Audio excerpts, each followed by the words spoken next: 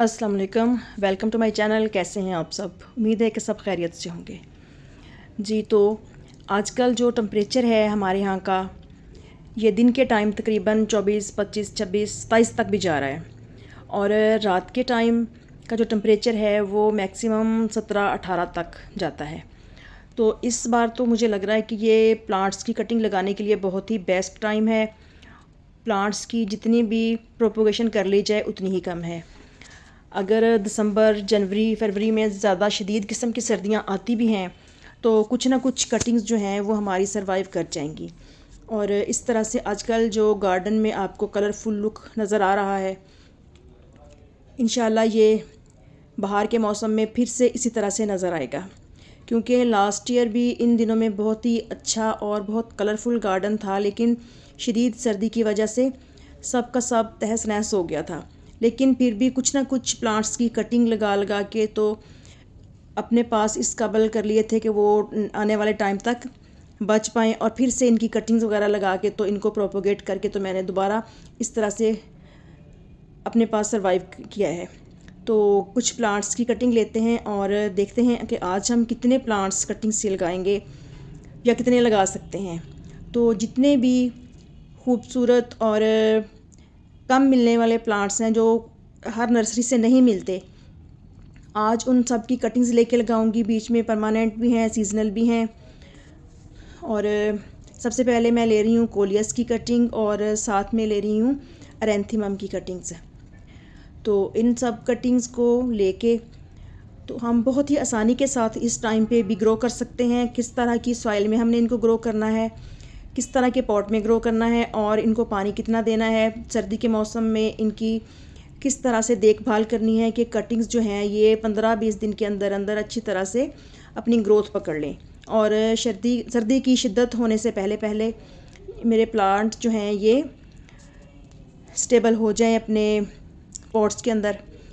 तो ये रेड वाले एरेंथीमम की कुछ कटिंग लूँगी, और इसके बाद जो भी मुझे नज़र आ रहे हैं मैं तकरीबन सभी प्लांट्स की कटिंग ले रही हूँ। इन सभी प्लांट्स को हमने ग्रो करना है, क्योंकि जो मदर प्लांट्स होते हैं वो सर्दी का मुकाबला नहीं कर सकते। जब बहुत ज़्यादा सर्दी होती है तो बेशक प्लांट्स के ऊपर नेट भी होता है, फिर भी जब बहुत ज़्यादा फोग पड़ती है तो ये प्लांट्स जो हैं ये ख़त्म हो जाते हैं। इनके पत्ते बिल्कुल जल जाते हैं जैसे खुद से जलाए गए हों, इतनी शदीद सर्दी होती है। लेकिन फ़िलहाल मौसम बहुत अच्छा है। तो ये एल्बो सिंगोनियम है तो इसकी मैं कुछ कटिंग्स लूँगी, और 5 फिंगर सिंगोनियम है।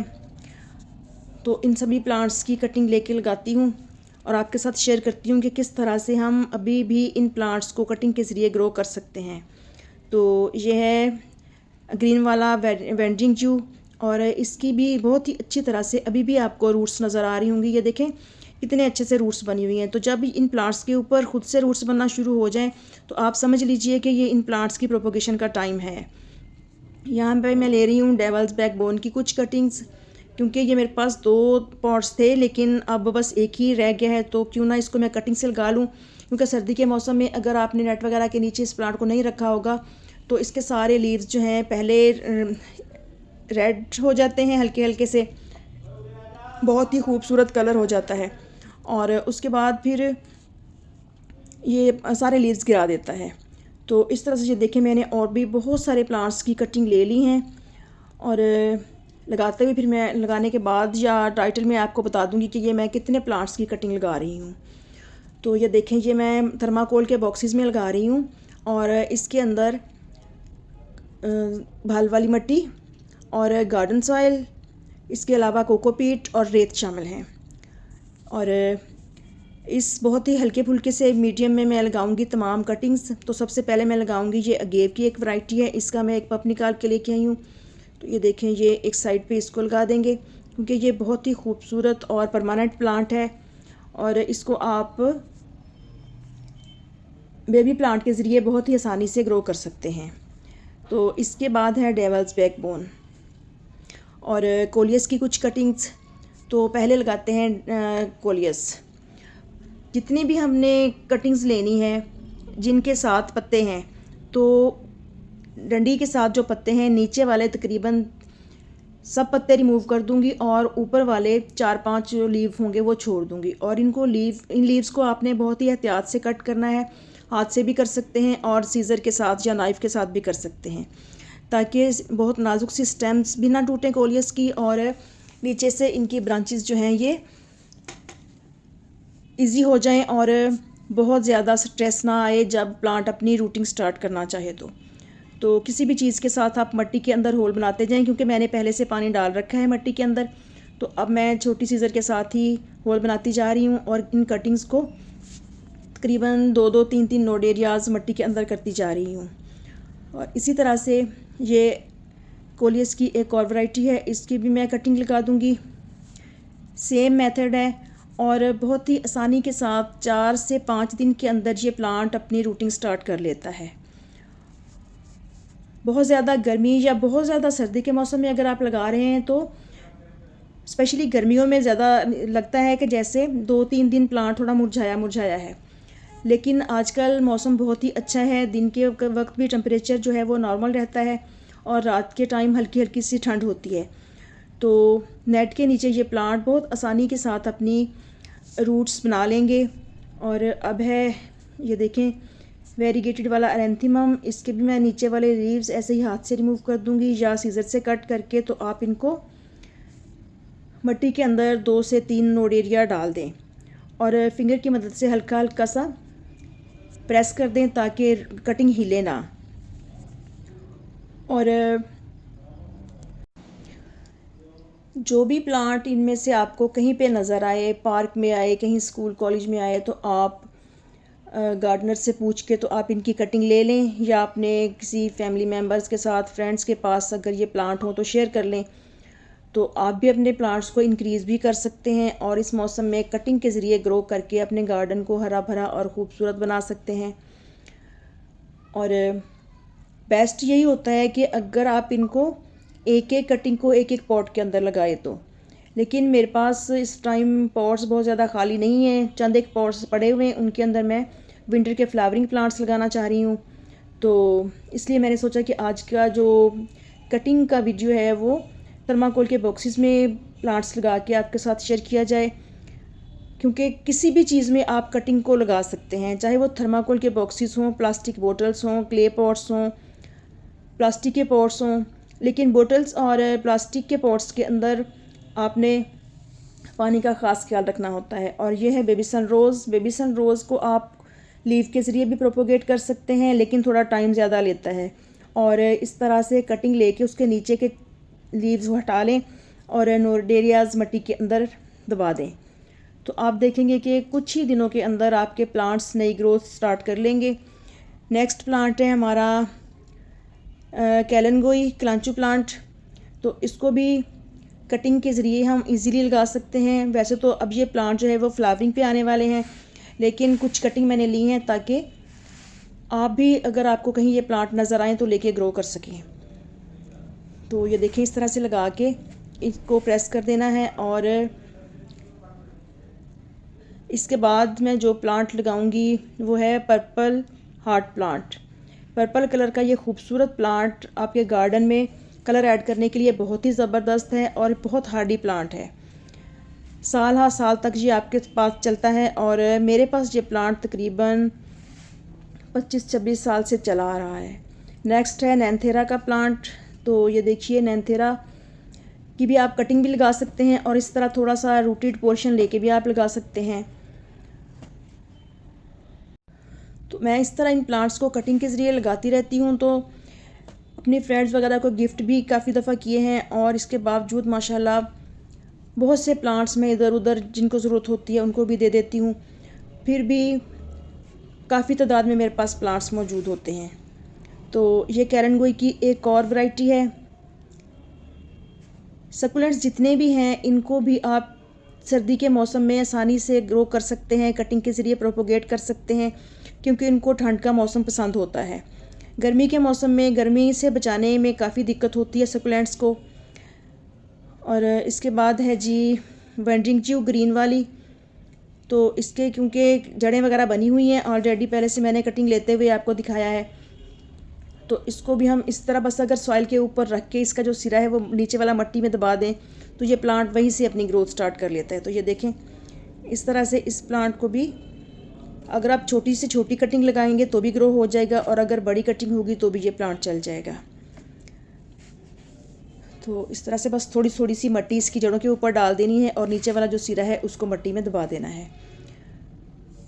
तो इस तरह एक प्लांट से हम बेशुमार प्लांट्स बना सकते हैं। अगर कोई भी प्लांट एक बार आपके पास आ गया, जैसे ये देखें, ये मदर ऑफ थाउजेंड की एक वैरायटी है बड़े पत्तों वाली, तो ये भी बहुत ही आसानी से लग जाती है।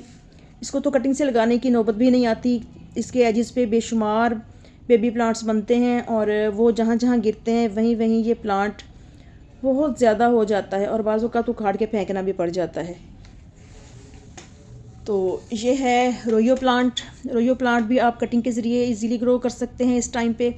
तो इसके नीचे के जो लीव्स हैं उनको हटा लेना है, और ये देखें, इनको ये एक ही कटिंग थी नीचे से, लेकिन मैंने इसको 2 हिस्सों में डिवाइड कर लिया है और नीचे से सफाई करके इसकी तो इसको लगा देंगे। इसकी कटिंग की भी ऑलरेडी रूट्स बनी हुई होती हैं, तो आसानी से ग्रो हो जाने वाले इन सभी प्लांट्स को आप जिस टाइम पे चाहें ग्रो कर सकते हैं। जब शदीद धुंध के दिन हो गए, अगर उस टाइम के हिसाब से आप ग्रो करेंगे तो फिर आपको कटिंग्स लगा के तो नेट के नीचे बल्कि पॉली हाउस बना लें। पॉली हाउस के अंदर रखेंगे तो फिर आपकी कटिंग्स जो हैं वो सक्सेसफुल हो जाएंगी। अदरवाइज़ शदीद सर्दी के मौसम में कटिंग्स लगने के चांसेस बहुत कम होते हैं। तो आप पॉली हाउस बना के उसके अंदर रखें कटिंग्स। लेकिन फ़िलहाल कटिंग को लगाने के लिए पॉली हाउस वगैरह की ज़रूरत नहीं है, ये इजीली ऐसे ही चल जाते हैं। और हाँ, एक चीज़ कि अगर आप किसी एक पॉट में, या जैसे छोटे गमले होते हैं या बड़े गमले में कटिंग्स वगैरह लगाना चाहते हैं, तो उस टाइम पे यानी कि दिसंबर के महीने में भी लगा के आप उसको पॉलीथीन से कवर कर दें एक दफ़ा पानी देने के बाद, और फिर आप तकरीबन हफ्ते 10 दिन के बाद जब चेक करेंगे तो फिर अगर मिट्टी सूखी हो तो पानी दे दें, अदरवाइज़ आप पानी ना दें। तो इस तरीके से आप सर्दी के मौसम में कटिंग्स को ग्रो कर सकते हैं। लेकिन फ़िलहाल का जो हमारे यहाँ का टेम्परेचर है वो बहुत ही सूटेबल है कटिंग्स को ग्रो करने के लिए, प्लांट्स की प्रोपोगेशन के लिए। तो इसलिए मैं आज आपके साथ अपने प्लांट्स की कटिंग शेयर कर रही हूँ कि किस तरह से हम प्लांट्स को कटिंग के ज़रिए ग्रो करके नवंबर दिसंबर के महीने में भी कामयाबी से अपने प्लांट्स को इंक्रीज़ कर सकते हैं। और अब एक पॉट जो है वो रेडी हो चुका है। अब मैं दूसरे पॉट में लगाना शुरू कर रही हूँ प्लांट्स।